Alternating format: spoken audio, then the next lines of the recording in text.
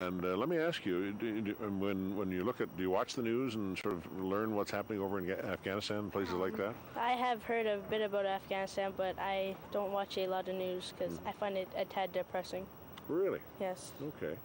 Well, so where do you hope to go beyond your cadet experience? Well, after I age out of cadets, I'm wondering I will be joining the reserves, seeing what the military is like. Then I will be joining the Army if I like it. Noah, what about you? Let me ask. Well, for cadets, you can stay in until you turn 19. And with the reserves, like he said, you can join at 16. I was thinking maybe to age out of cadets, then join the reserves. So I sort of got to go through both programs. Great. Okay. So it's a good structured activity and very worthwhile, you think? Oh, certainly I do.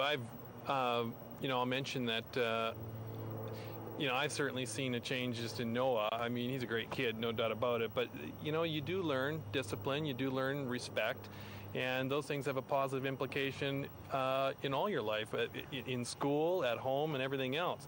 I should mention, we got two gung-ho guys here, and of course a person's ideas about where they're going to end up and what they're going to do could change with time.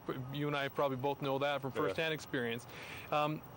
The Army cadets, certainly there's a percentage of kids that go on to serve their country in a military capacity, but it's a pretty small percentage actually. And just to make clear that certainly the Army cadets have a very strong and long-standing history and relationship with the Canadian Armed Forces. This is not, I guess what I'm trying to say is that it's not a requirement that when you come through the program that you end up in the military, not at all. It's I don't know what the percentage is, but I'd be surprised if it was over 10%. It's a very small fraction that go on. It just turns out that the kinds of things that make a good cadet make a good citizen. I mean, it's about leadership, it's about honesty, it's about integrity, it's about responsibility, discipline.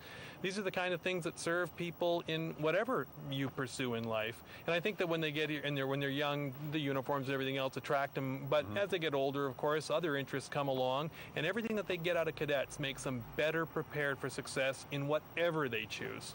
So. What happens in the summer? Are there programs that go on in the summer for them? Oh, yeah. I think one of the big reasons that cadets stay in is for the summer. We have an exciting array of summer camp that the kids go to, and I mean, it's kayaking, mountain climbing, parachuting. They really can do the works, and then there's the foreign component. We have a lot of kids. In fact, just this last October, we had, I think it was. I don't want to quote the number. I think it was about 20 cadets, Army cadets, that went to Mount Everest. And wow. I know. I mean, it's really amazing. I think they were there for about 3 weeks. They did a tour of the whole area. They hooked up with some other international cadet groups, and they didn't go to the peak, obviously, but they ascended to, I think, what they call base camp, which is the launching pad for level, when you're going to make the ascent to the top. And they had a wonderful time. They sent back lots of footage, lots of photographs, and you could keep track of them through GPS, what they were doing with daily logs and all that. And I mean, you go through, the amazing thing is that the cadets doesn't cost anything either. I mean, it does cost. The taxpayers foot the bill, but money well spent from this taxpayer's perspective. These kids come out so enriched and so engaged in everything that they do. Yeah. It's a success story. Okay. Nick's nodding his head. You'd like to get involved in some of that activity, I would think. Right? Yes, the camps seem very fun. I will be going in August, I think. The camps I think we're going to is around Vernon, BC.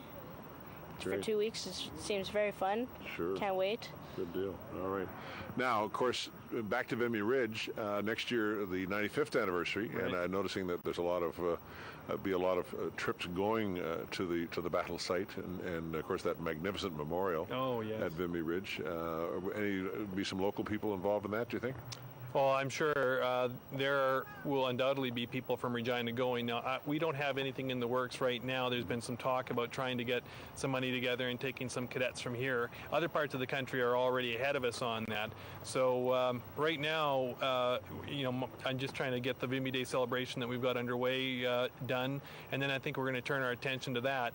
It's funny, I've never been to France, but I feel as though I've been to Vimy Ridge in a strange way. Are you channeling the experience? Well, I know it sounds a little crazy, but it's an emotional journey. And when I when they tapped me and asked me to get involved in this project, I did a lot of reading because I needed to understand. And the more I read, and the more people I talked to that have been there, the people that letters that I read from the battlefront, and then seeing the imagery from the monument, it was positively moving for me. I actually found it to be an emotionally, a very emotional experience learning about this. I haven't been either, but I've had a similar kind of feeling about it. Yeah, and actually, I was fortunate to talk to some Vimy veterans years ago. 1977, which is 34 years ago now. There were still quite a few of them alive then, and indeed there was in 77, the first year I lived here, there was a delegation of veterans from Saskatchewan that went, and I talked to a couple of them on the phone from Arras in France. And then I guess it would have been about 1992, which would be like the 75th anniversary of the battle. I talked to a chap who would have been close to 100, and would have had probably difficulty telling me what I had for breakfast that day, what he had for breakfast that day, but he could have told me everything about April the 9th, 1917. Yeah. I mean, you think about it, it's maybe a bit of a stretch to describe it as some do, the sort of the day that made Canada into a nation. You hate to think that sort of war defines you, but it did. It was the first time under a Canadian command, a Canadian brigade was involved. Well, it's funny because as a people, we're not a bunch of flag wavers, and it's hard, I don't even like saying that, using that term. But we kind of are a humble people as it relates to our national identity. But this was a very special experience. It, from my understanding, and of course, I think there is a debate within the historical community, but basically my experience was that we really did come of age there.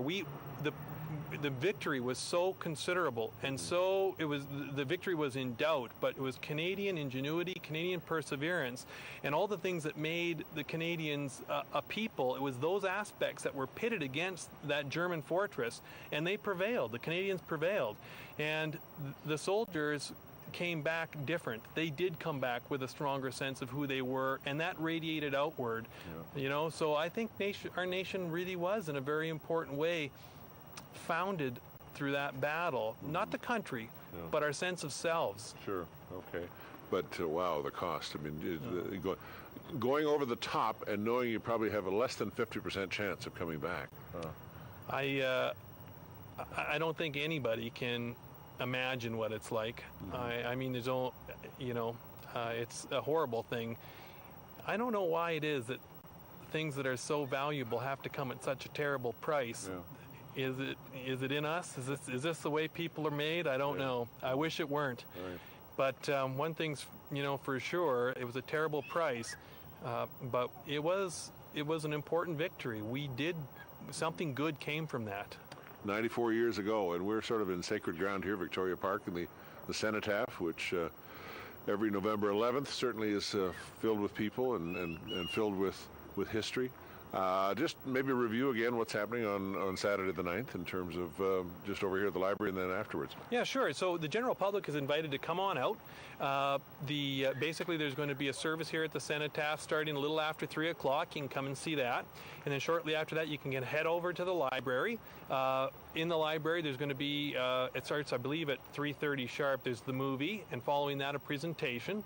And that's basic. And then there's when you egress from there, there's an exhibit. Now you can attend the exhibit, which is filled with all kinds of interesting World War I artifacts from 12 o'clock at noon that day right through till 5 o'clock. So we've got a fair number of things to do. There's going to be lots of people milling about, and so just a great opportunity to learn more about the battle and its important role in Canadian history. Yeah, you're going to be up against the playoff rounds of the the World Curling Championship. Right? Yeah, it's going to be tough to get a crowd down, but no, honestly, I think we're actually going to have quite a few people turn out.